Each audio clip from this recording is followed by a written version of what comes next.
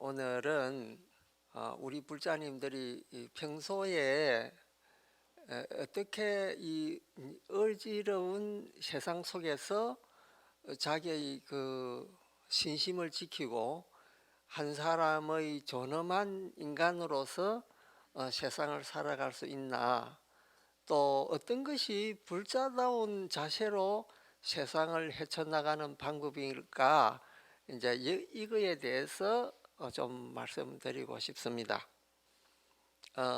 불법을 수행하는 데 있어서 여러 가지 단계가 있습니다. 이제 그 중에서 보리도 차제론에서 말하는 하사도, 중사도, 상사도, 이 세 가지를 전에 말씀을 드렸는데, 하사도라고 하는 것은 우리 인간으로서의 길을 어떻게 걷느냐, 어떻게 하면 인간으로서 제대로 수행을 할 수 있느냐, 이 단계고, 중사도라고 하는 것은 세상을 버리고 출가를 해서 출가한 상태에서 어떻게 도를 수행하느냐, 이제 이것이 이 중사도의 길이고, 그 다음에 맨 마지막인 상사도는 정말해서 보살도의 길을 어떻게 닦느냐, 요 세 가지로 이렇게 나누어서 설명한 것이 이제 티베트 수행 방법인 그 소위 잘 알려진 남림이라고 하는 그 학습 방법입니다. 근데 이제 이게 우리나라에서는 이게 그다지 많이 알려져 있지 않고 이 방법대로 공부를 하지 않는 게, 여러분도 잘 아시다시피 우리나라에서는 대성경전을 가지고 주로 공부를 합니다. 그러니까 건강경이니 화엄경이니 법화경이니 이런 거 가지고 공부를 하는데, 사실 이 공부는 상당히 차원이 높고 수준이 높은 그런 그 공부라고 할 수 있습니다. 어떻게 비유를 할 수 있느냐면요, 가령이 우리나라에서 이제 요즘 흔히 말하는 흙수저로 태어난 사람이 은수저가 되기 위해서는 엄청나게 노력을 해야 됩니다.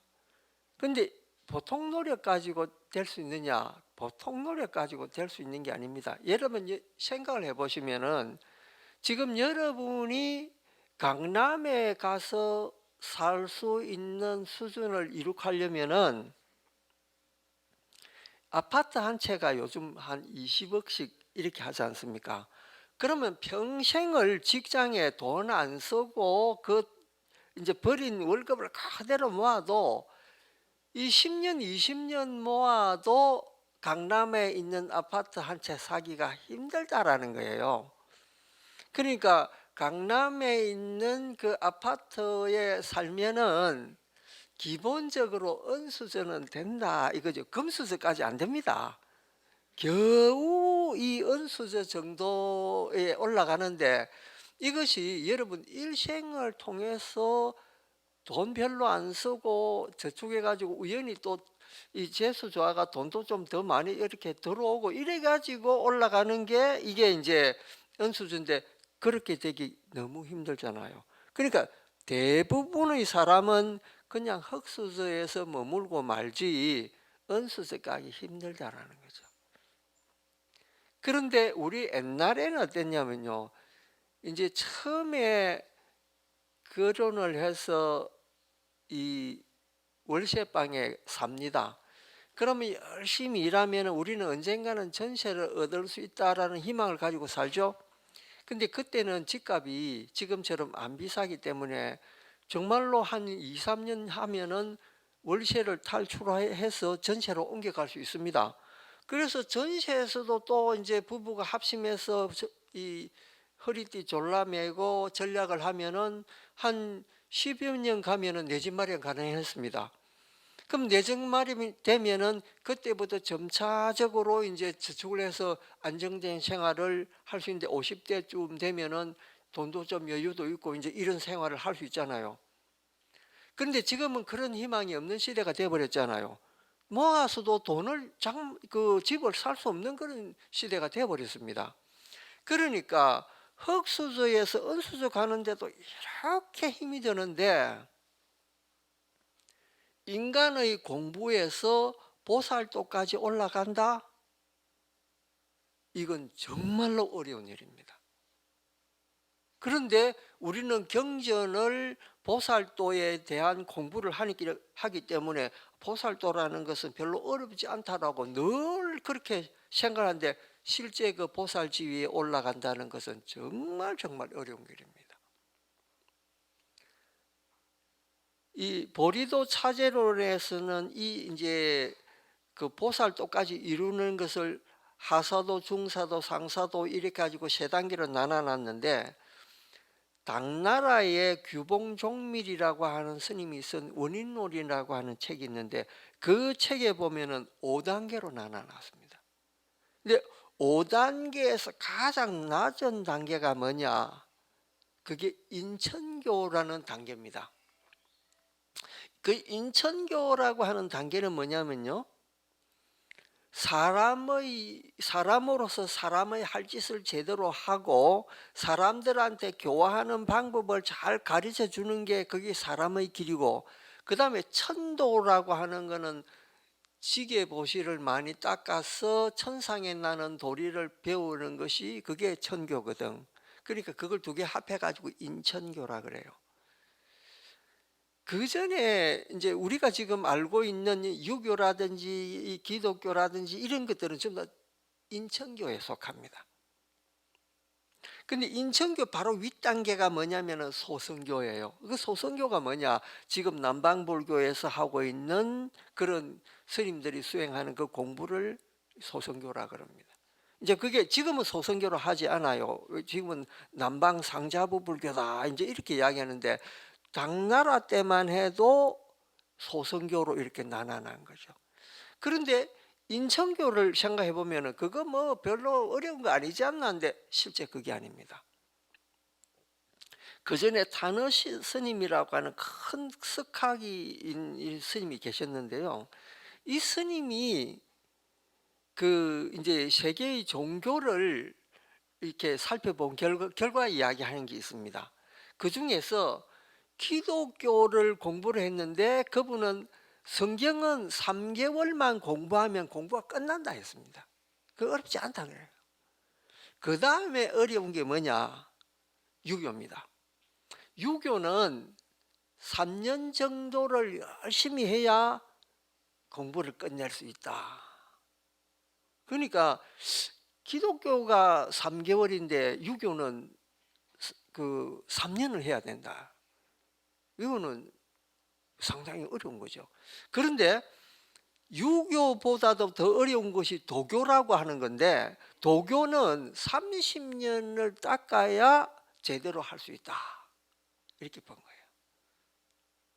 그런데 그럼 불교는 어쩌냐?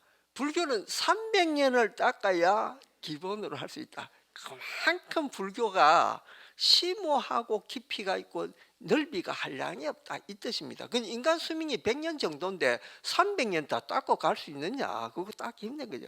그래 어떻게 닦냐? 몸 바꿔가 닦는다. 낳고 죽고 하면서 닦는 그게 원력을 딱 씌워가지고 내가 다음 세계 불법 만나가지고 공부하겠다 이런 원력을 세운 거예요. 그래서 몸 바꿔가 또 닦고 몸 바꿔 또 닦고 세세생생 닦는다 이런 원력을 있는 거죠. 그래 어떻게 해서 이 스님은 그 기독교 그러니까 성경 공부는 3개월이면 끝나고 유교 공부는 3년이면 끝나고 도교 공부는 30년 해야 되고 왜 그러냐? 일단 성경 공부는요. 그 인간이 그 공부를 할 때는 도달하고자 하는 목표가 있습니다. 그러니까 불교, 유교, 도교 이런 공부를 할 때 내가 원하고자 하는 거기 도달하고자 하는 이상형의 인간형이 있을 거 아닙니까? 그 인간형에서 기독교의 인간형을 만약에 본다. 그 간단합니다. 기독교의 근본 목적은 뭐냐면 천국 가는 거거든. 그러니까 인간으로서 신의 계시에 의한 그 십계명 있지 않습니까? 그 십계명을 지키면서 지내다 보면은 신의 부름을 받아서 하나나라에 간다. 이게 기독교 성경에 있는 인간이 도달할 수 있는 가장 마지막 목표라. 그러니까 간단하죠. 신을 믿으면 된다라는 이 간단한 그게 공부입니다. 그런데 그러니까 이제 3개월만 공부하면 그 교리는 다 통달하게 된다는 거예요. 어려운 게 아니다 이게.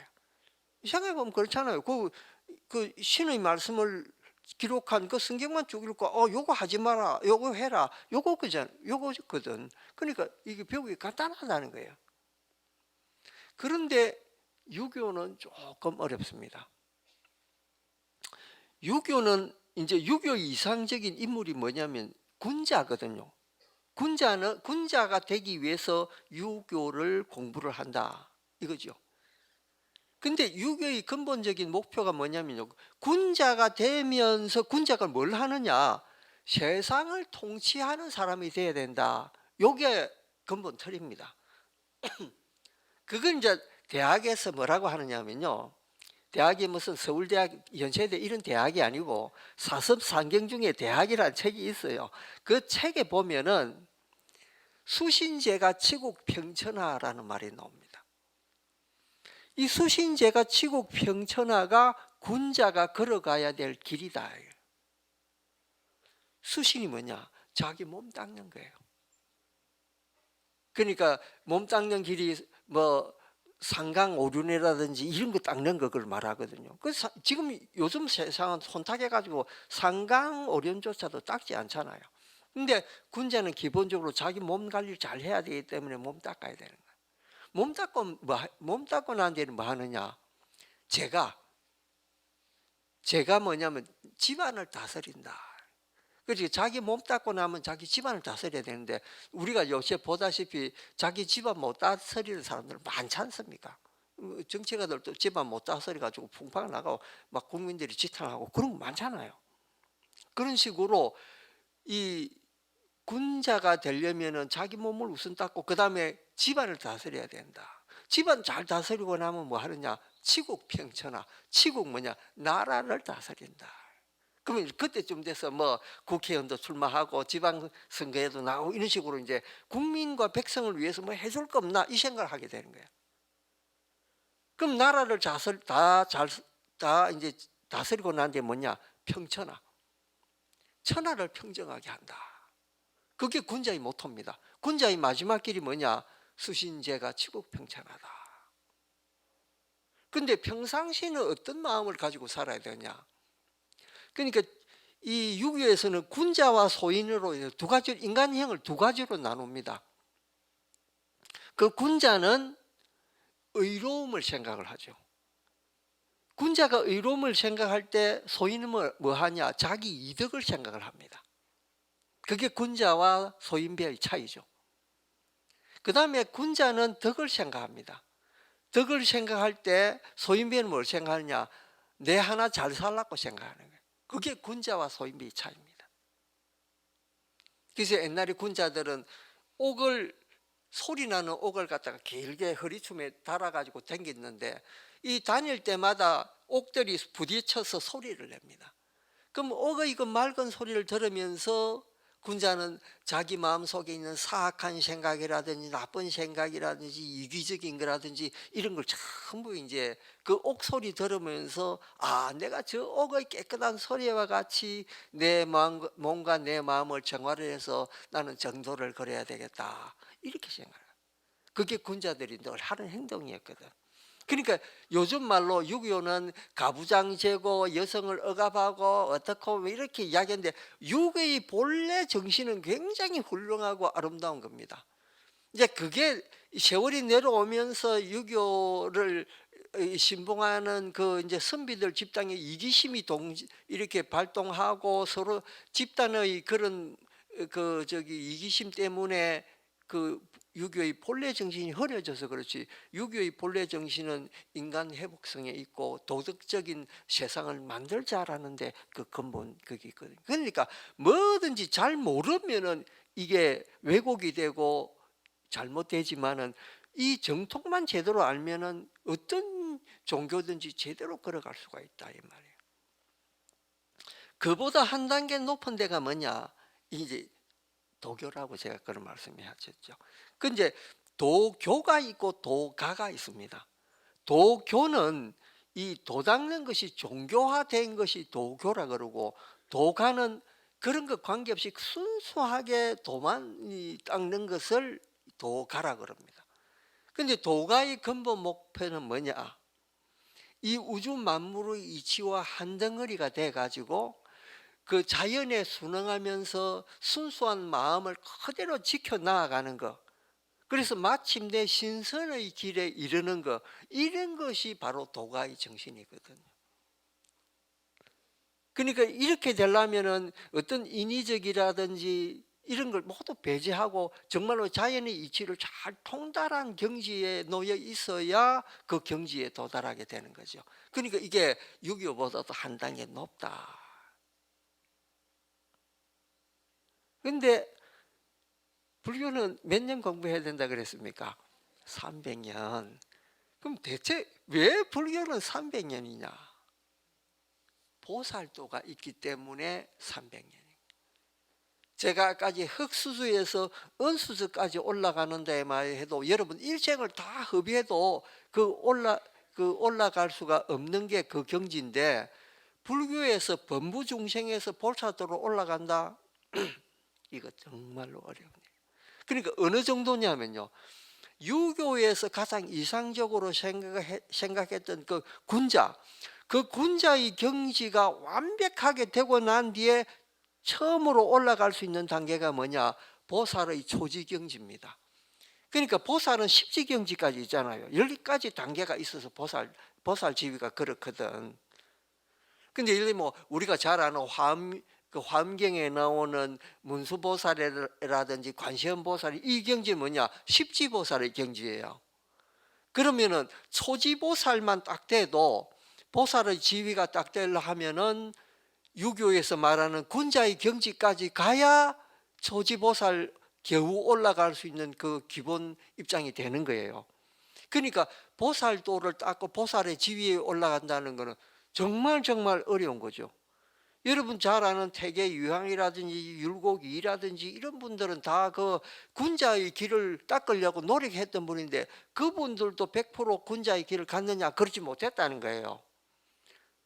그런 우리가 추앙하는 그 성인의 반열에 오르는 유학자들조차도 군자의 경지에 못 올라갔는데, 하물며 우리 범부중생이 그런 군자까지 갈 수 있냐? 그거 어려운 일이에요. 그런데 우리는 감히 절에서 늘 보는 그 보살도 정신이니까 우리 불자들은 정말로 대단합니다.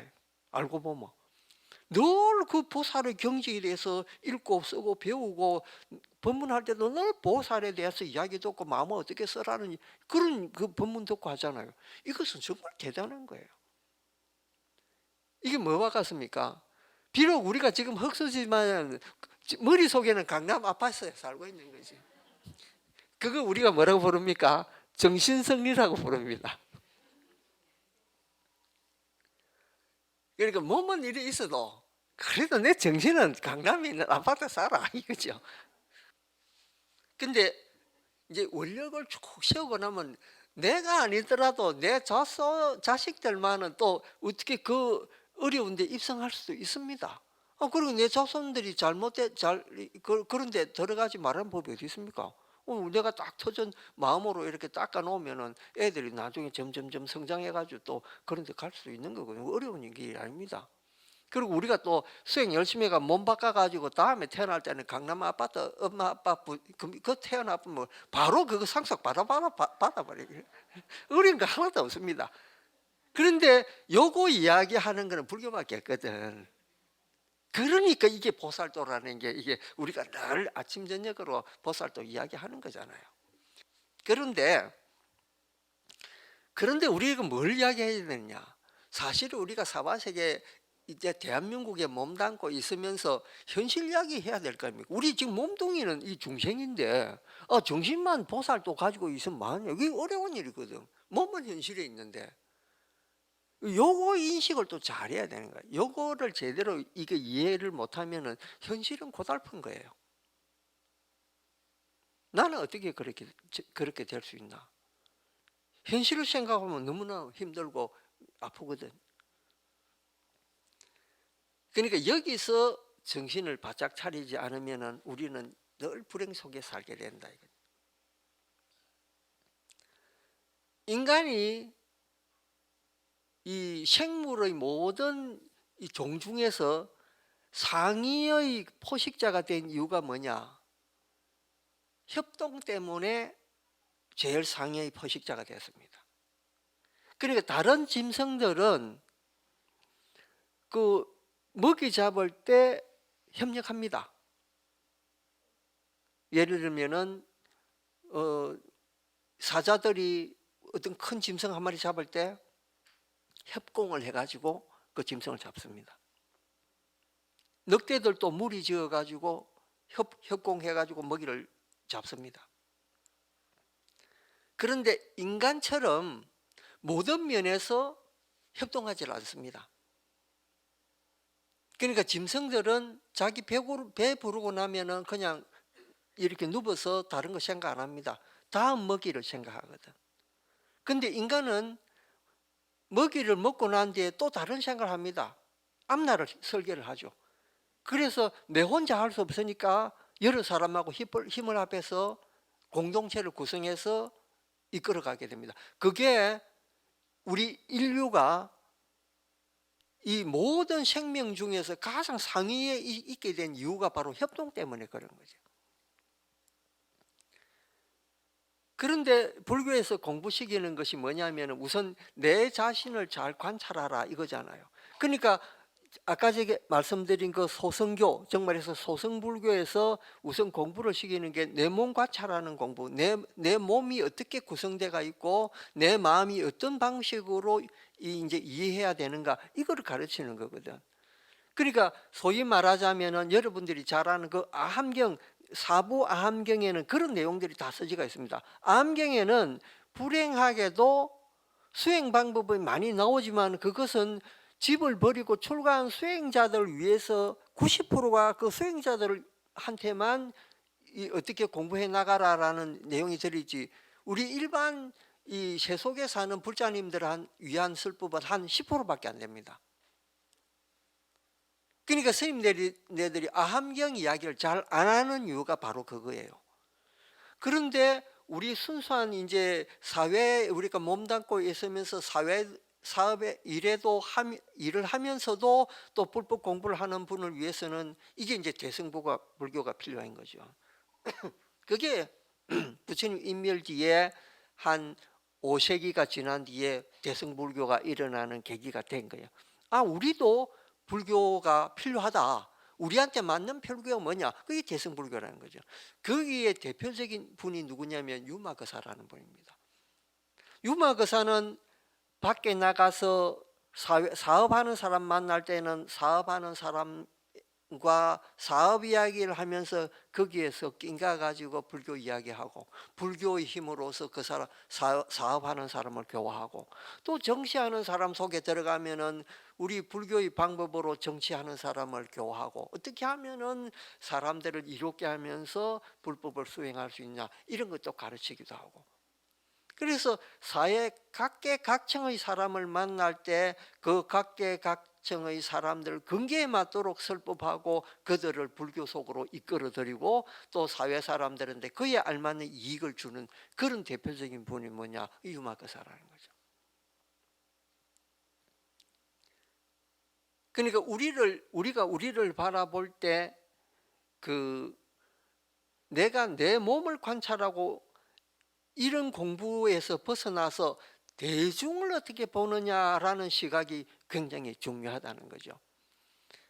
부처님 이 법 중에 세 가지 흔들리지 않는 법이 있는데 그 법을 우리는 삼법인이라고 부릅니다. 그 삼법인 중에 제 첫째가 뭐냐면 재행무상이라고 하는 건데, 재행무상이라고 하는 거 우리 요즘 현대말로 이야기하자면은 일체 모든 것은 변한다라는 거거든요.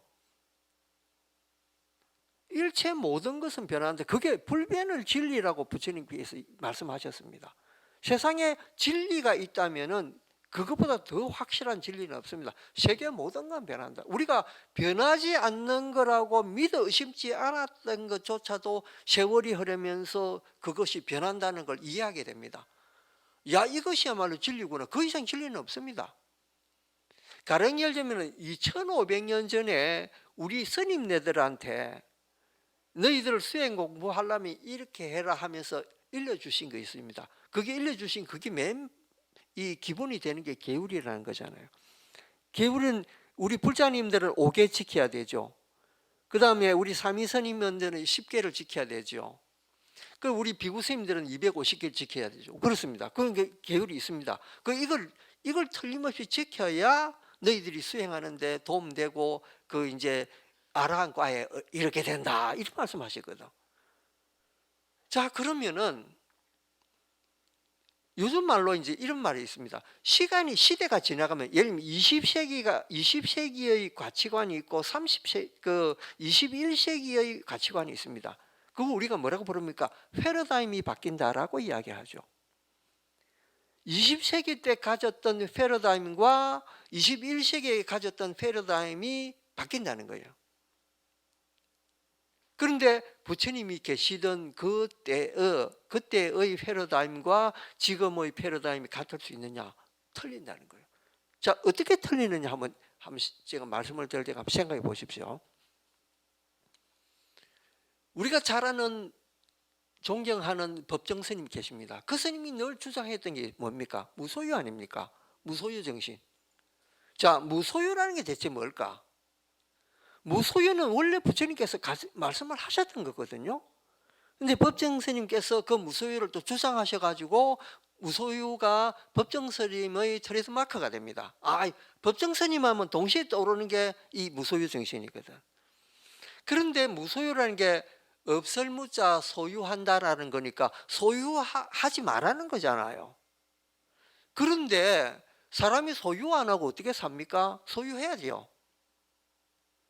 그러니까 법정 스님이 이런 말씀하십니다.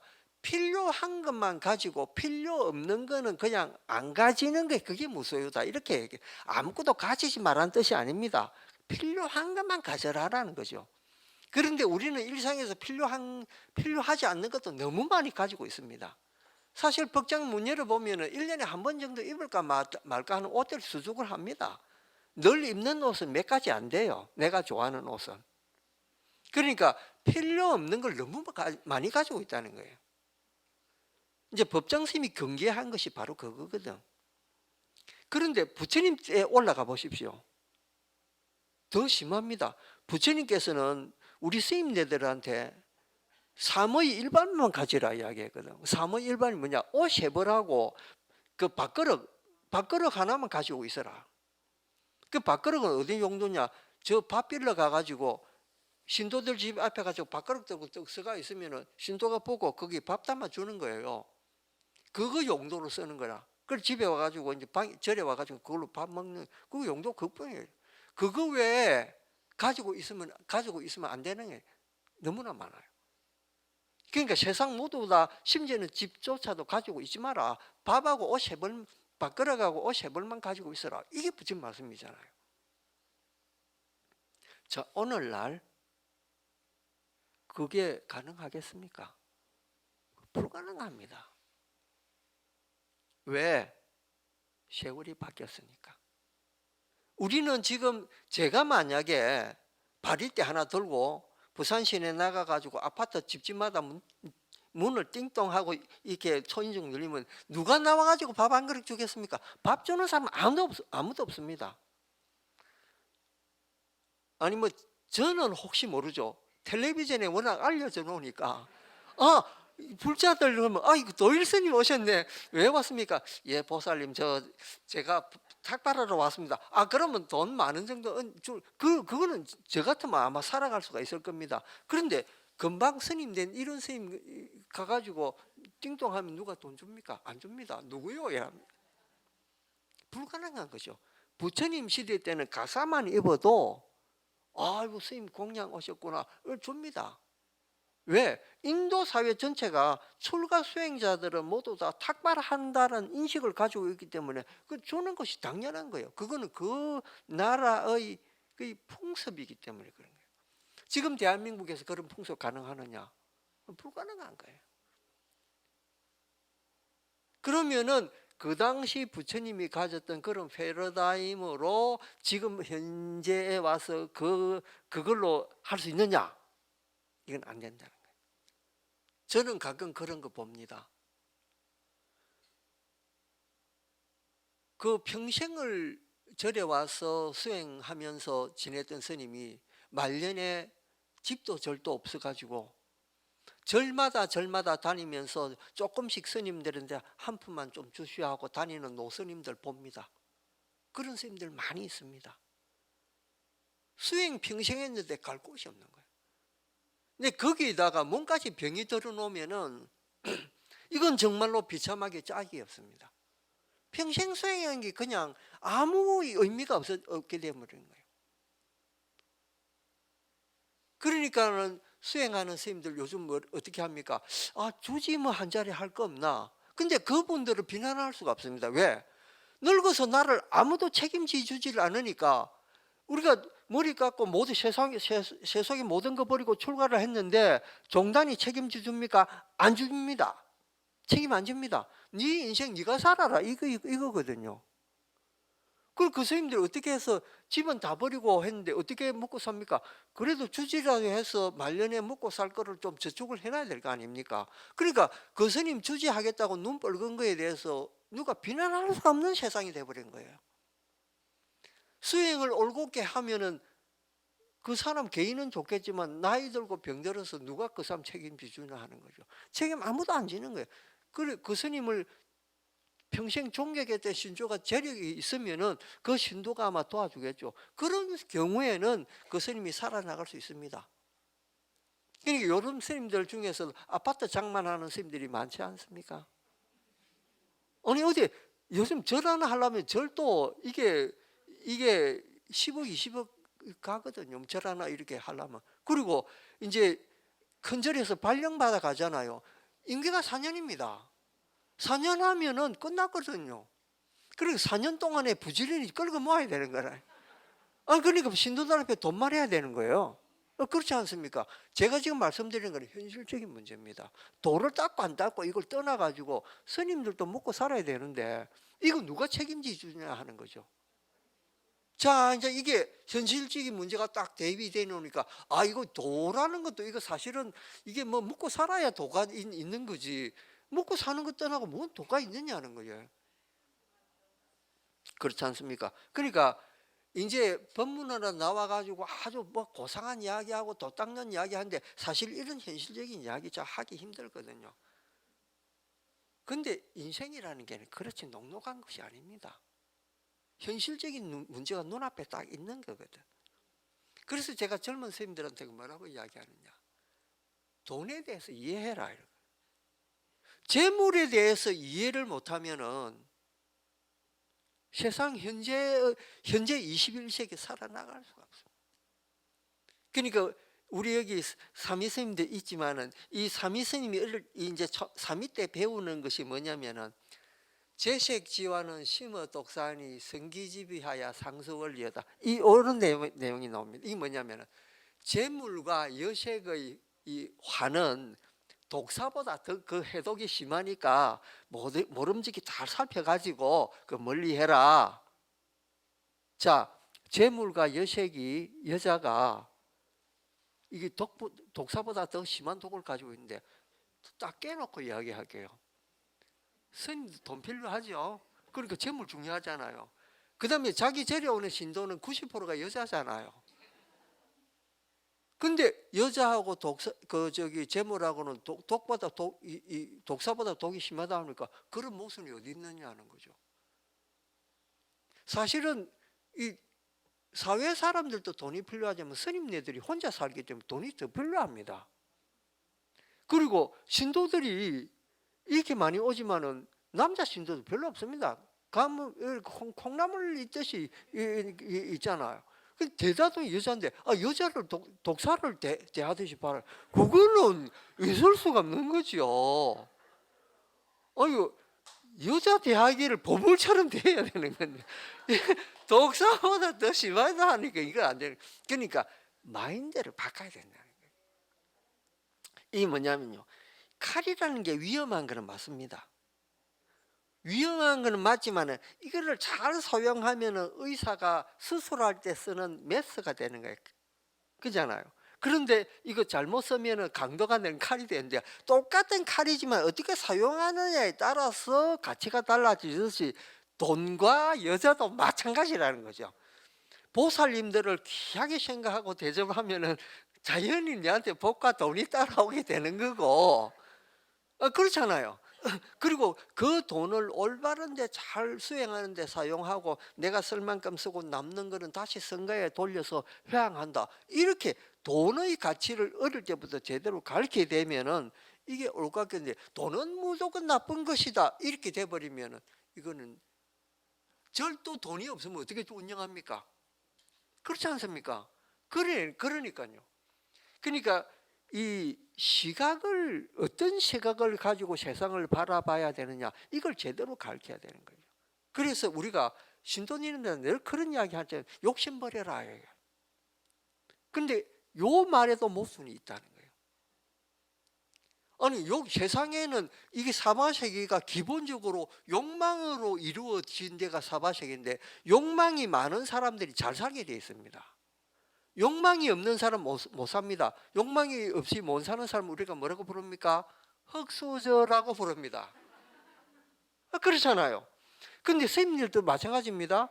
스님들도 금수저 집안이 오잖아요. 대접이 어떻게 합니까? 다릅니다. 예전에 삼성에 사모님이 왔다, 함부로 대접하겠습니까? 대단히 대접 잘합니다. 그러니까 절에도 사실 알고 보면은 금수저 더 대접하거든. 그러니까 쉽게 말해서 욕심 많은 사람들이 금수저인데 욕심을 버려라 하는 사람을 더 존중해야 되잖아요. 그렇지 않습니다. 욕심 많은 사람 더 좋아합니다. 그러니까 이게 이상과 현실이 다르다는 거예요. 사실은 말은 욕심 버려라 하지만은 그거는 이상의 세계고, 현실의 세계에서는 돈 있는 사람이 존중을 받는다, 이런 이야기예요. 그런데 문제는 뭐냐면 욕심을 어떻게 잘 쓰느냐를 가르쳐 줘야 되는 거라. 욕심 가져도 좋습니다. 근데 그 욕심을 어떻게 요리를 해야 되느냐, 요거를 절에서 가르쳐 줘야 되거든. 그 가르쳐 주는 방법이 보살도에 있다라는 거예요.